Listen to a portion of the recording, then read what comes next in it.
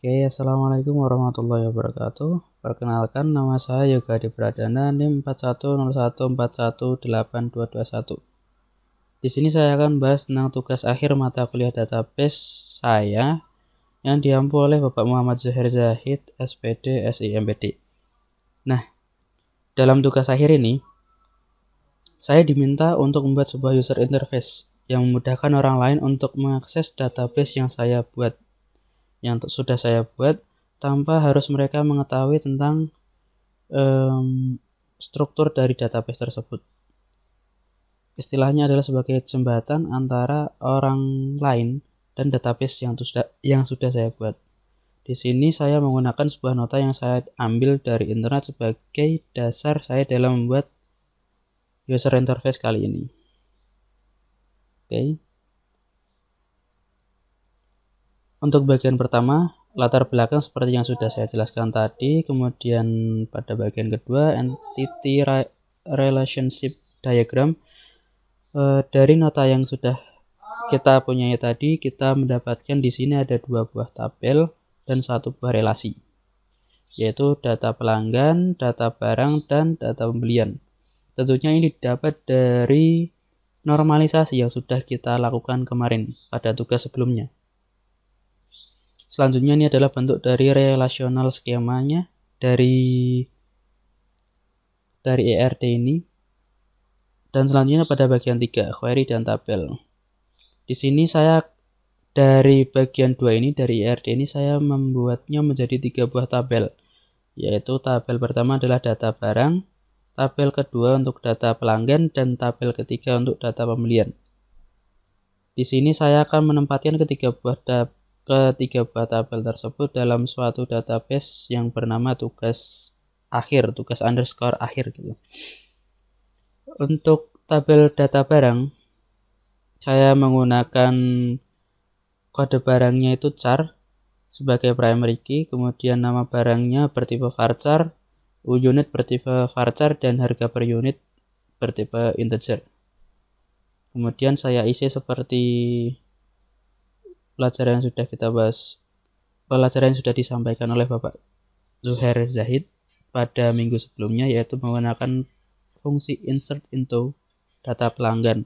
Kemudian kita masukkan value sesuai dengan nota yang sudah kita punya tadi. Pun begitu pula dengan data pelanggan dan data pembelian. Nah, setelah itu kita dapatkan 3 buah tabel. Yang pertama adalah tabel data barang di sini. Terdapat kode barang, nama barang, unit, dan harga per unit. Selanjutnya ada tabel data pelanggan, dan ini adalah tabel data pembelian.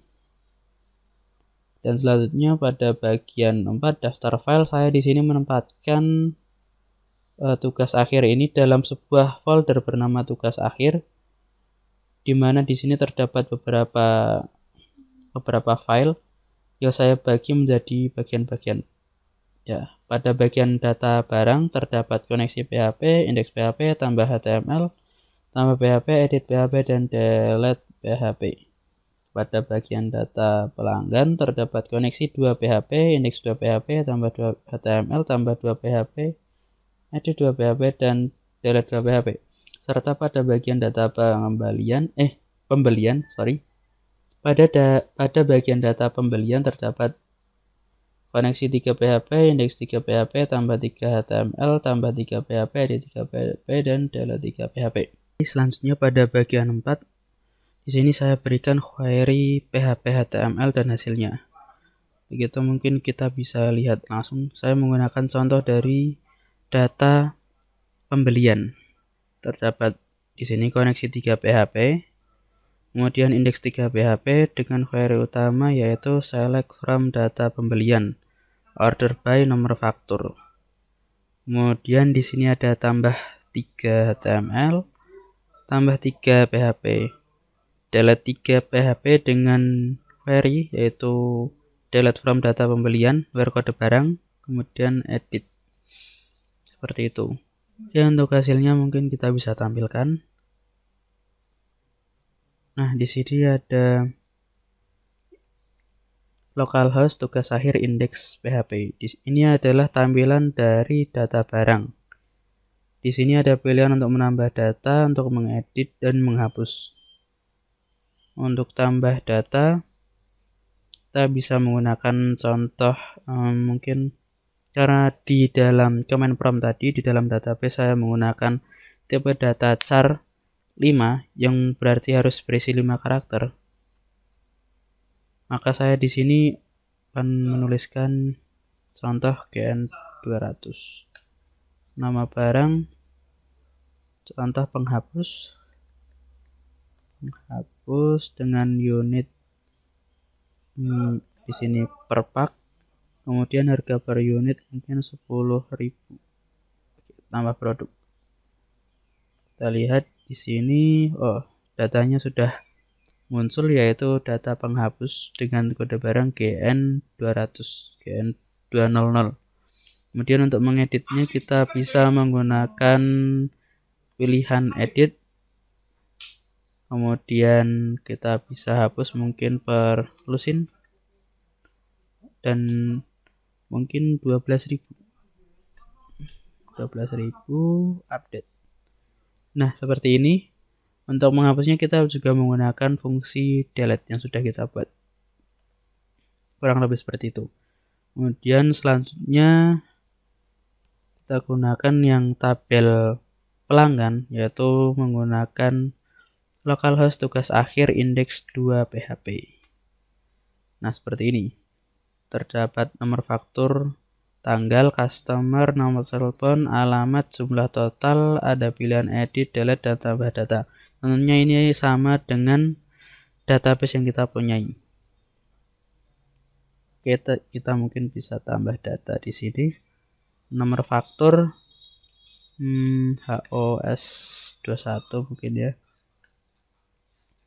Dengan nama dengan tanggal 2019 07 09. Customer Agung mungkin. Nomor telepon 087123456789. Dan alamat mungkin Jalan Sumbing. Kemudian jumlah total 290.000. Oke, kita tambah data pelanggan. View result. Nah, di sini sudah ada data yang sudah kita tambahkan. Kemudian di sini ada menu edit. Untuk mengedit mungkin kita tambah di sini namanya menjadi Agung Gumelar. Ya, nah seperti ini, Agung Gumelar. Untuk menghapusnya kita tinggal menggunakan fungsi delete di sini. Oke, yang selanjutnya adalah indeks 3 PHP. Ini adalah tabel dari data pembelian.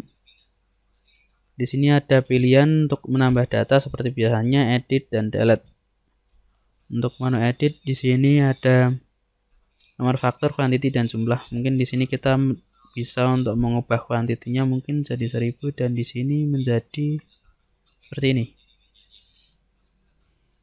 Kita update. Nah, data sudah berubah. Kemudian untuk selanjutnya kita juga bisa menghapusnya dengan fungsi delete. Nah, seperti itu.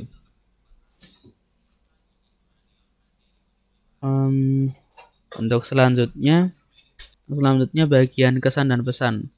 Pesan saya mungkin dari sudut pandang seorang mahasiswa pada umumnya, ini adalah tugas yang sangat membantu kita untuk menerapkan bagaimana ilmu yang kita pelajari selama ini agar bisa diterapkan di masyarakat atau merupakan sebuah contoh dari ilmu terapan sendiri. Kemudian dari sudut pandang sebagai seorang manusia biasa, ini adalah tugas yang cukup menantang dan merepotkan juga, melelahkan serta menguras tenaga. Karena jujur ini pertama kali saya sendiri disuruh untuk membuat sebuah user interface yang sebelumnya belum pernah saya lakukan. Untuk pesan untuk perkuliahan database generasi selanjutnya mungkin adik kelas saya bisa diberi pengarahan terlebih dahulu tentang bagaimana caranya kita membuat sebuah user interface agar nantinya tidak kebingungan atau tidak kelelahan seperti yang kami rasakan. Oke, mungkin cukup itu yang dapat saya sampaikan. Kurang lebihnya mohon maaf. Wassalamualaikum warahmatullahi wabarakatuh.